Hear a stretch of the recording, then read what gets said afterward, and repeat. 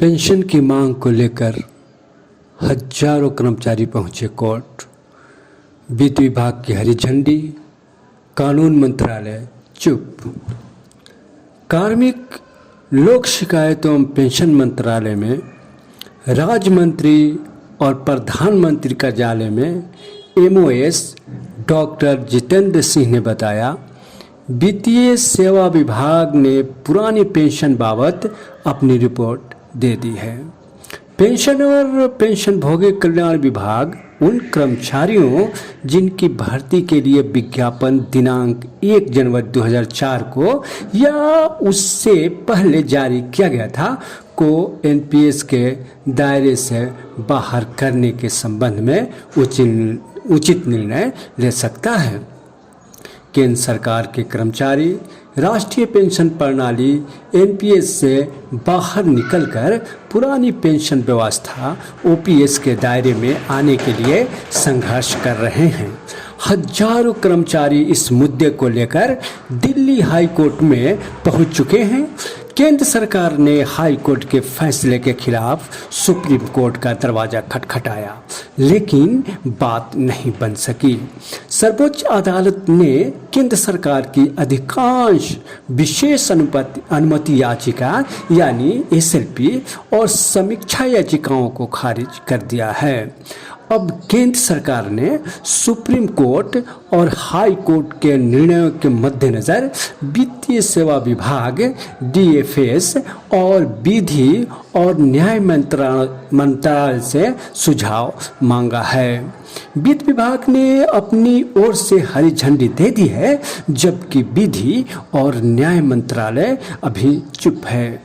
दूसरी तरफ केंद्र सरकार में अनेक ऐसे कर्मी जिनकी भर्ती प्रक्रिया 1 जनवरी 2004 के बाद पूरी हुई थी और वे एनपीएस के दायरे में आ गए थे, अब उन्हें दोबारा से पुरानी पेंशन व्यवस्था में शामिल किया जा रहा है। विभिन्न केंद्रीय मंत्रालयों और विभागों में कार्यरत कर्मियों द्वारा पुरानी पेंशन व्यवस्था बहाल करने के लिए लगातार आवाज उठाई जा रही है। केंद्र सरकार के कर्मियों को प्रतिनिधि समूह नेशनल काउंसिल ऑफ जेसीएम ने डीओपीटी और वित्त मंत्रालय के अधिकारियों के साथ हुई बैठक में कई बार इस मुद्दे को संजीदगी से उठाया गया है। इसके अलावा विभिन्न कर्मचारी संगठन और एसोसिएशन भी समय समय पर इस मसले को लेकर आवाज़ बुलंद करती रही है। अर्धसैनिक बलों के लिए confederation of x paramilitary force welfare association इस मांग को पूरे जोर शोर से उठा रही है। संसद के मौजूदा सत्र में यह भी मुद्दा कई बार उठाया जा चुका है। सांसद चौधरी सुखराम सिंह यादव, विशंबर प्रसाद निषाद और नीरज शेखर ने पुरानी पेंशन को लेकर सवाल पूछा है।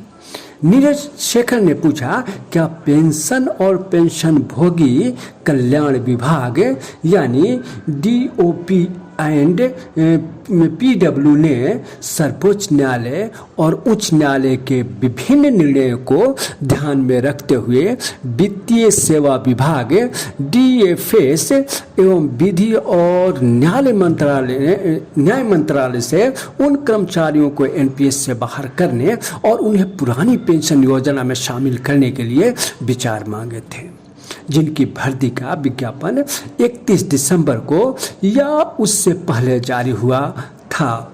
संबंधित मंत्रालय एवं विभाग ने इस बाबत केंद्र सरकार को क्या सलाह दी है? कार्मिक लोक शिकायत एवं पेंशन मंत्रालय में राज्य मंत्री और प्रधानमंत्री कार्यालय में एमओएस डॉक्टर जितेंद्र सिंह ने बताया, वित्तीय सेवा विभाग ने पुरानी पेंशन बाबत अपनी रिपोर्ट दे दी है। पेंशन और पेंशनभोगी कल्याण विभाग डीओपी एंड पीडब्ल्यू उन कर्मचारियों जिनकी भर्ती के लिए विज्ञापन दिनांक 1 जनवरी 2004 को या उससे पहले जारी किया गया था को एनपीएस के दायरे से बाहर करने के संबंध में उचित निर्णय ले सकता है। मतलब ऐसे कर्मियों को पुरानी पेंशन व्यवस्था का लाभ मिल सकता है।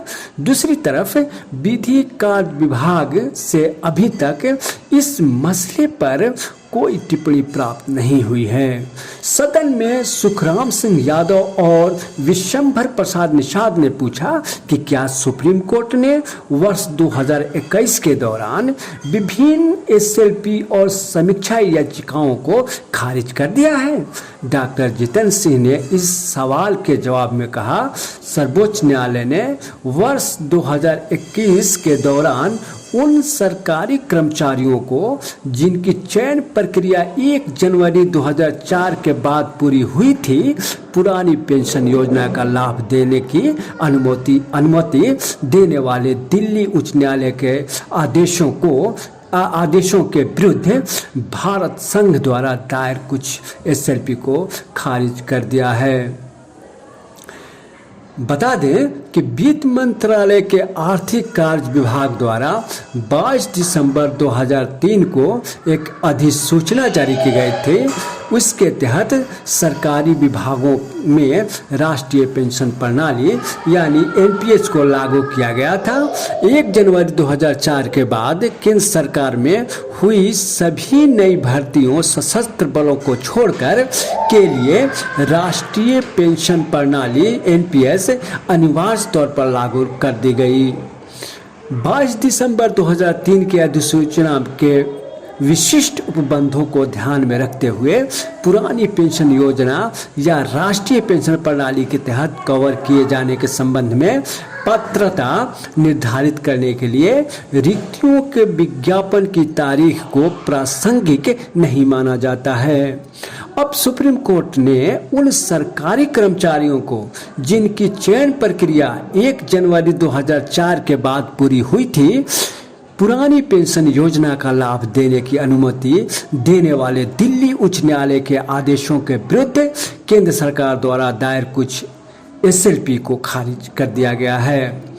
सांसद नीरज शेखर ने पूछा, क्या उच्चतम न्यायालय द्वारा सुनवाई किए बिना एसएलपी और समीक्षा याचिकाओं को प्रवेश स्तर से खारिज करने के बाद भी सरकार के अधिकारी प्रत्येक मामले में अपने ही अधिकारियों को परेशान कर उन्हें जानबूझकर झूठे मुकदमों की सलाह दे रहे हैं? क्या ये सब केंद्र सरकार की जन समर्थन छवि को धूमिल करने का प्रयास है, या सरकार अपने इन नीतियों में कुछ बदलाव करने जा रही है? इस तरह से पुरानी पेंशन मांग को प्रगाढ़ किया जा रहा है और कोर्ट के आदेश के बाद भी इसे लागू कराना बेहद मुश्किल पड़ रहा है। शुक्रिया, धन्यवाद।